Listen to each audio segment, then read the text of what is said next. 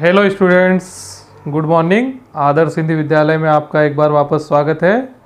आज हम लोग प्रश्नावली 6.2 चैप्टर नंबर 6 रेखाएं और कोण में सवाल नंबर पहला हल करेंगे।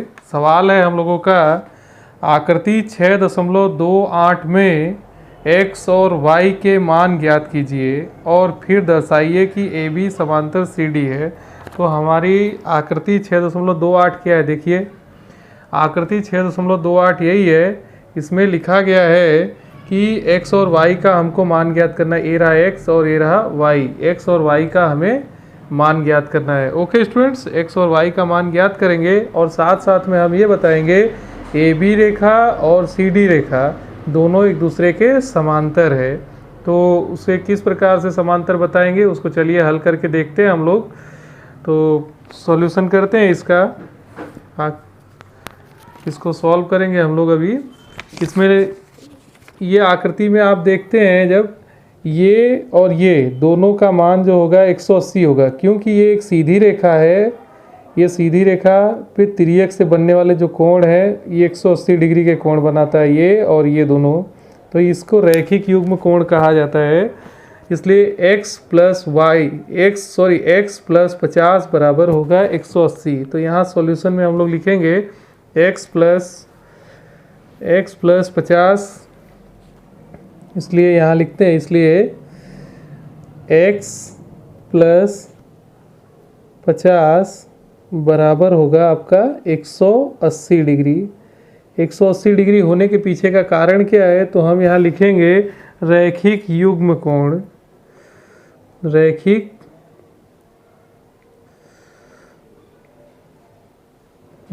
कोण।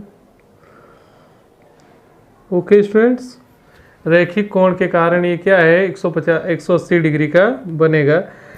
फिर नेक्स्ट थिंग्स क्या है इस आकृति के अंदर, देखिए ये काम हमारा कंप्लीट हो गया। यहाँ से x की वैल्यू फाइंड आउट कर लेंगे, इसलिए x बराबर हम लोग क्या लिखेंगे 180 माइनस 50।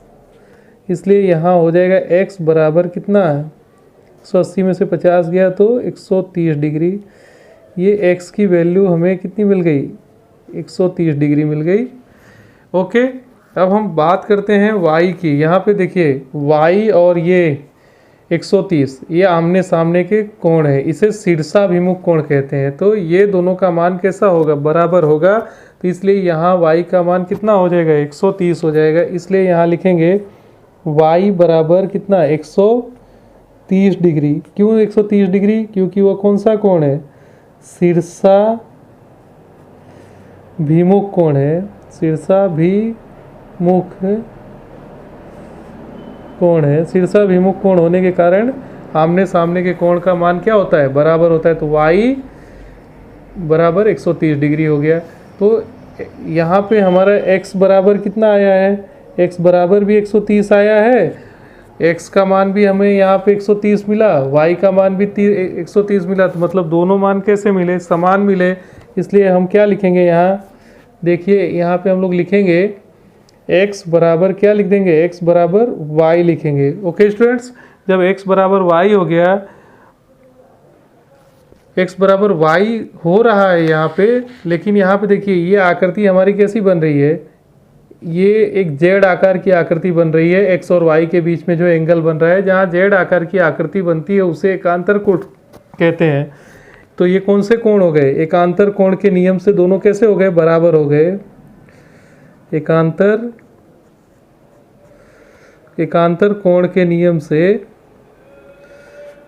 दोनों कैसे हैं, बराबर है। ओके स्टूडेंट्स, तो ये दोनों जब बराबर हो गए, दोनों एंगल, ये वाला एंगल और ये वाला एंगल दोनों बराबर हो गया, तो ये रेखा और ये रेखा दोनों समांतर होगी। इसलिए आप यहाँ लिख देंगे ये रेखाखंड AB समांतर रेखा DCD। ओके, ये हमने सिद्ध कर दिया, बता दिया। अब नेक्स्ट एक और सवाल ले लेते हैं, उसको सॉल्व करते हैं। दूसरा सवाल जो है हम लोगों का लिखा गया है, सवाल है आकृति 6.23 में। आकृति 6.23 में, तो चलिए देखते हैं आकृति 6.23 क्या है। तो आकृति 6.23 ये है, ये आकृति 6.23 है। इसमें कहा गया है ए बी समांतर रेखा सी डी है, और दूसरा बात बताया गया है कि रेखा सी डी समांतर रेखा ई एफ है। मतलब ए बी आपका सी डी के समांतर है और सी डी जो है ई एफ के समांतर है। तो और आगे क्या कहा गया है, y अनुपात z, y और z का जो अनुपात दिया है वो 3:7 है। तो x का मान ज्ञात कीजिए। तो हमें x का मान ज्ञात करना है। ओके स्टूडेंट्स, चलिए हम लोग अभी x का मान यहाँ पे ज्ञात करेंगे इस सवाल में। तो सॉल्व करते हैं हम लोग इसे, x की वैल्यू फाइंड आउट करेंगे। तो चलिए लिखते हैं अभी हम लोग, इसमें जो मान दिया गया है उससे ले लेते हैं और इसको सॉल्व करते हैं। यहाँ पे पहली कंडीशन हमको दी गई है दूसरे सवाल में, दूसरे सवाल का जवाब है ये। दूसरे सवाल में पहली कंडीशन हमें दी गई है। देखिए दूसरा सवाल, फर्स्ट कंडीशन हमको इसमें दिया गया है कि ए बी समांतर सी डी, ए बी समांतर सी डी। तो अगर ए बी समांतर सी डी है आपका, तो इसके पहले वाले सवाल में भी देखा कि अगर x और y का मान बराबर है तो ये दोनों समांतर होती है। ठीक है, तो यहाँ पे दोनों का जो योग होगा वह कितना होगा, 180 होगा। इसलिए हम लोग लिखेंगे, इसलिए x plus y equal to हो जाएगा 180 डिग्री। ओके स्टूडेंट्स, 180 होने के पीछे का कारण क्या बनेगा, यहाँ तिर्यक रेखा के एक ही ओर के अंतःकोणों का योगफल है। तिर्यक रेखा के, यहाँ लिखेंगे तिर्यक रेखा के एक ही ओर के, एक ही ओर के अंतःकोणों का योगफल है, के अंतःकोणों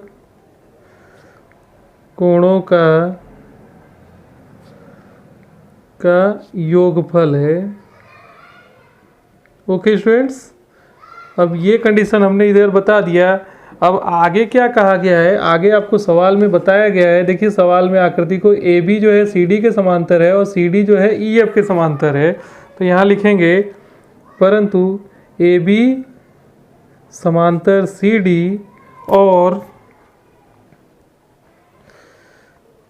आपका सी डी समांतर है ई एफ के। ओके स्टूडेंट्स, आप यहाँ देखिए ए बी जो है समांतर है सी डी के, सी डी जो है समांतर है ई एफ के। इसका मतलब क्या हो गया, आपका ए बी जो होगा वो समांतर, ट्रांजिटिव प्रॉपर्टी यहाँ पे सेटिस्फाइड होगी कि ए बी जो होगा वो समांतर हो जाएगा किसके, ई एफ के समांतर हो जाएगा। ओके स्टूडेंट्स, ए बी अगर समांतर ई एफ के हो गया तो यहाँ पे आपका x और z का मान कितना हो जाएगा, 180 हो जाएगा।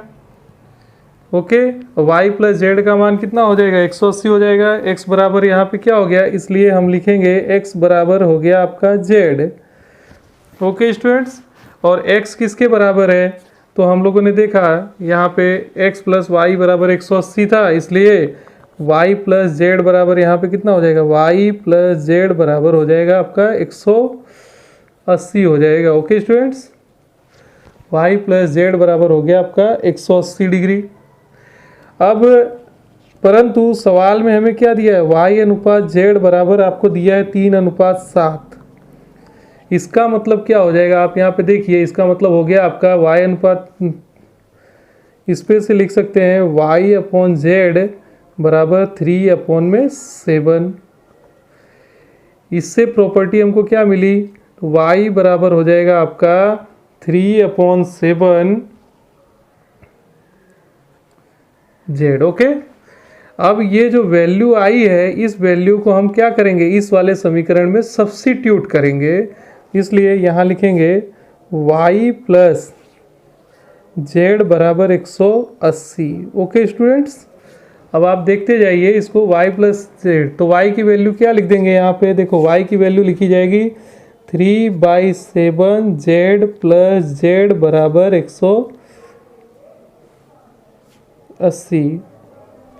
अब इसका एलसीएम ले लेंगे हम लोग। देखो एलसीएम लेते हैं हम लोग, क्या आएगा इसका, 7 का गुणा जेड से होगा तो 7z प्लस 3z 10z बराबर यहाँ पे 10z बराबर 180 गुणा 7। आप देखिए ये 0 से 0 कट जाएगा, इसलिए आपका यहाँ पे क्या बचेगा, z बराबर आपका बचेगा 18 सतह होता है 126। ओके स्टूडेंट्स, z का जो मान आ गया वो कितना आ गया, 126 आ गया। हम लोगों ने ऊपर ही देखा x बराबर z है, इसलिए x की वैल्यू क्या आ गई, x की वैल्यू भी आ गई 126। तो यहाँ पे हमें यही चीज़ बतानी थी कि x और z का जो मान था वो ज्ञात करना था, x का मान ज्ञात करना था, जो कि हमने ज्ञात कर दिया है। तो स्टूडेंट्स आज के पीरियड में हम लोग इतना ही करेंगे, नेक्स्ट सवालों को हम नेक्स्ट अगले पीरियड में हल करेंगे। तब तक के लिए धन्यवाद।